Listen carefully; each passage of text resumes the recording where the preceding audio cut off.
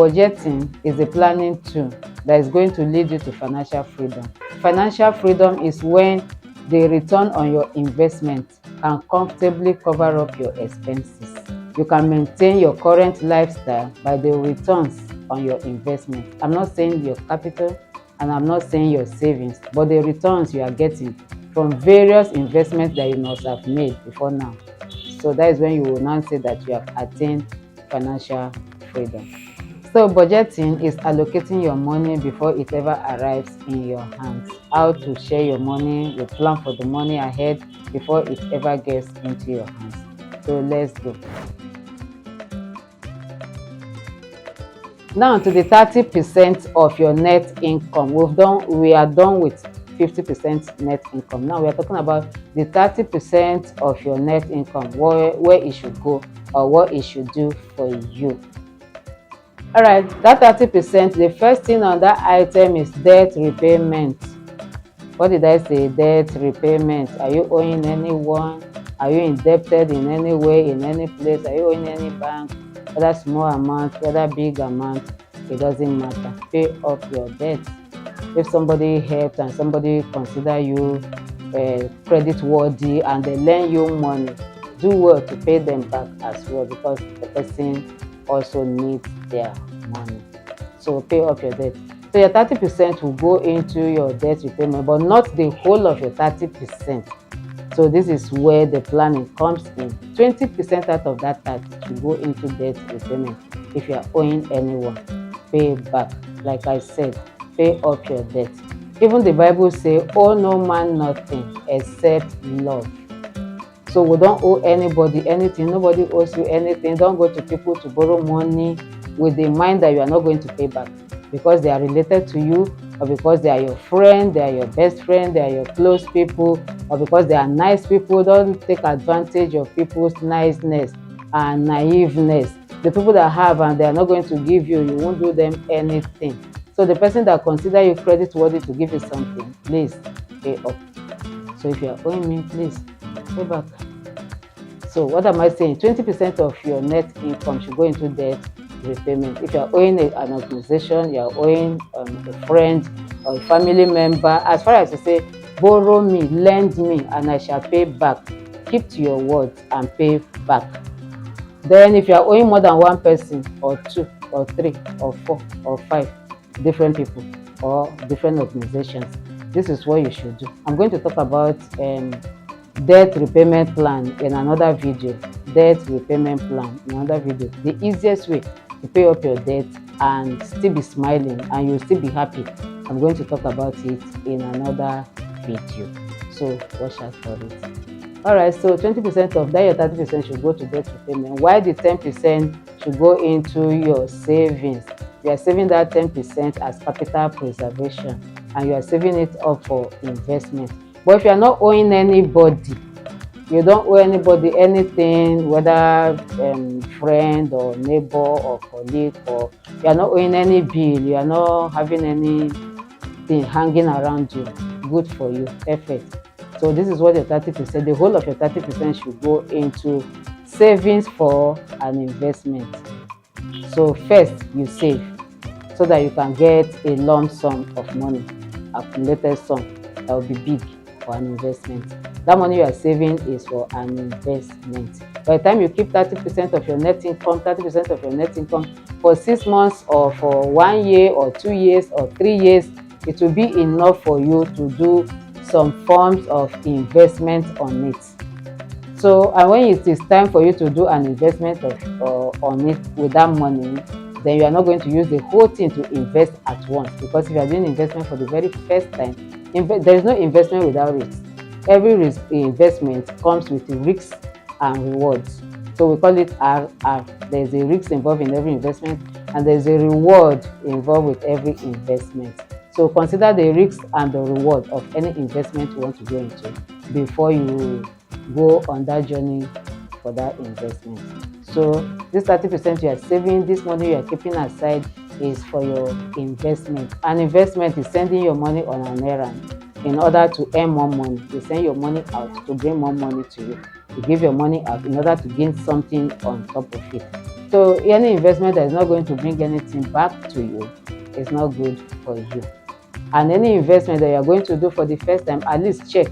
Even if the investment did not go as planned or as anticipated, at least you should be able to get your capital back. You should be able to get your money back. So check if the money back guarantee is sure before you go into it. So ask your financial advisors, ask questions, ask people that have been doing it, check it very well. Make sure you know all about that investment before putting your money into it. Because the money you are disciplining yourself to set aside, you are saving for 6 months, for 1 year, then you now take maybe half of it or like 70-80% of that amount to go and invest in a trade, in a business that the money will just go off like that. It won't be nice. It will be so discouraging and devastating. So don't do it that way. Make sure you do your due diligence to study the investment before you ever put your money into it.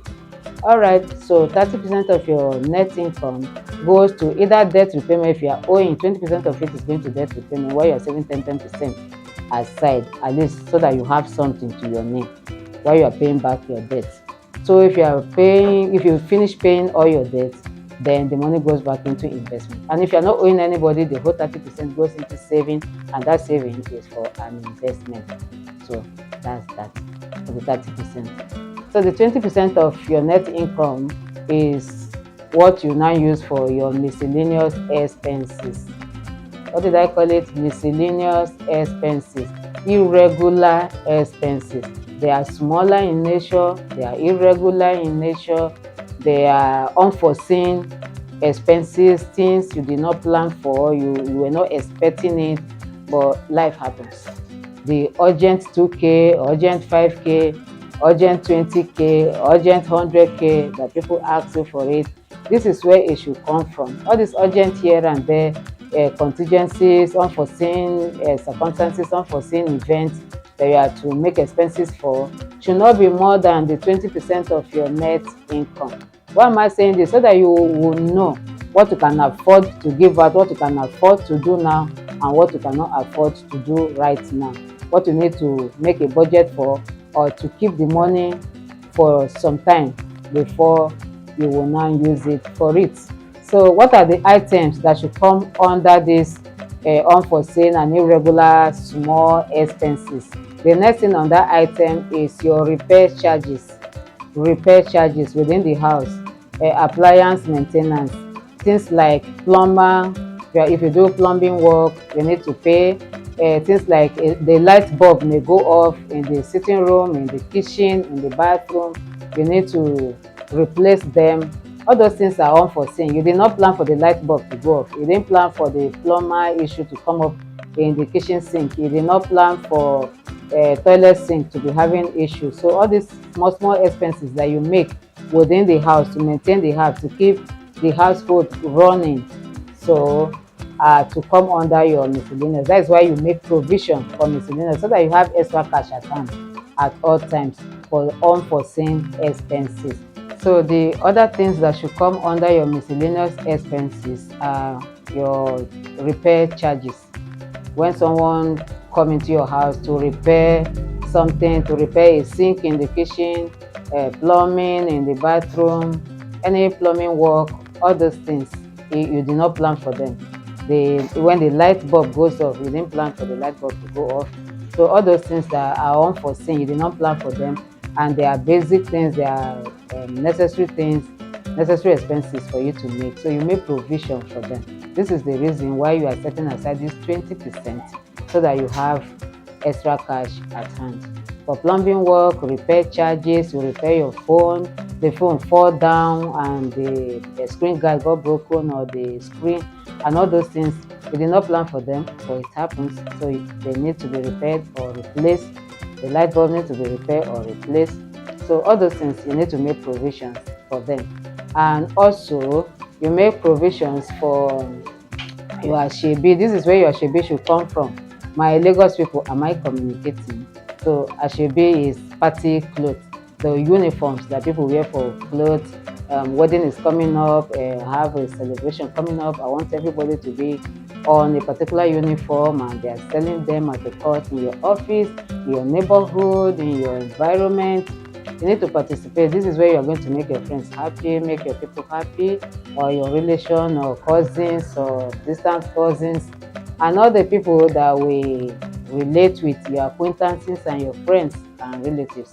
So this is where the money should come from. It should come from your miscellaneous expenses allocation, the 20%. So there should be clothes you are going to buy, the party clothes you are going to buy should not be more than 20% of your net income. So any asoebi or party clothes that is becoming more than half of your earnings, more than half of your income is too much. You can't afford it. Just like I said in another of my video, I said whatever you cannot pay for twice, you can't afford it. Anything, any item, you can't pay for it twice, you can't afford it at that particular time. Like you want to buy something of 100k and you don't have 200k with you, you can't afford that thing. You want to buy something for 400k, you have 800k. That's what I mean. So whatever item you cannot buy twice, you can't afford it at that time. So your party clothes should not be more than 20% of your income. Then the next thing is flexing time, flexing money, having a good time. For the guys, okay, I want to have a good time this weekend, I want to take my friends out, I want to flex myself or give my friends a treat. All those things, it should not be more than 20% of your income.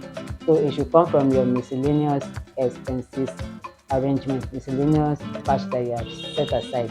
This is where the flexing money and the treating yourself and your friends out money should come from. And every other things that you do, you want to buy bag and shoe to match, belt and shoe to match, all the to match and to match, or I want to support my friends by buying items that I don't need. It's not because I need them, but because it's my friend that is selling them. I need to buy to support his or her business, or I need to support this or that, or give me urgent care, give me 10k there, 50k there, this one there. You check it. If it is within the 20% of your net income, you can give, so that when the person did not pay back, you are not going to die. You are not going to, because you still have your 50%, your necessities have been taken care of, you still have your 30%, your investment and your savings is taken care of. So if the 20% should go, it's not going to affect you that much, because whatever help you are going to render, and it's going to affect your own standard of living or your health or your feeding or your accommodation or your transportation or your basic needs in life, is beyond you. So within this 20%, just keep your givings and your other things you want to do. You want to throw a party, you want to do whatever, it should come from this miscellaneous. And if it is a party that is compulsory, that is necessary, then it should go into your overheads, because you need to plan ahead for it, because it's compulsory, it go there. But whatever you can do without, then now how do you know what are your needs and your wants? Because when I talk about the 50% are your basic needs, I've been talking about basic needs of life. So those things there are your needs. They are compulsory. They are things you can't do without.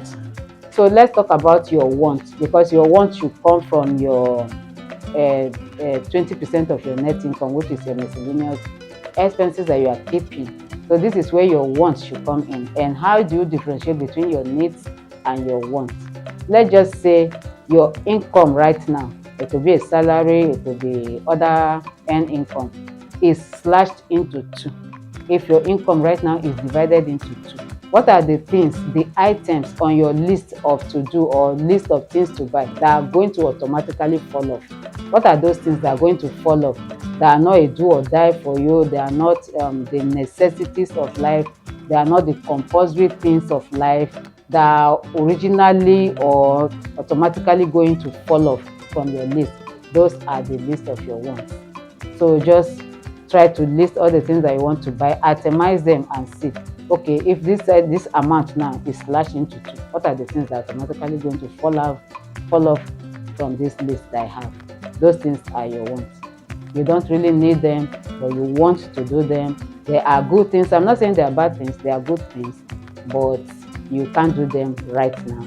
Or if you don't do them, nobody will die, nothing will happen. Those are the list of your wants. And this is how you differentiate between your needs and your wants, because some things are compulsory and necessary and important. Other things are good, they are nice, they are okay, but it's not a do or die. So that is how you differentiate. your needs and your wants. So budgeting, like I said, is a planning tool that's going to take you to financial freedom. So why are you planning? Why are you budgeting?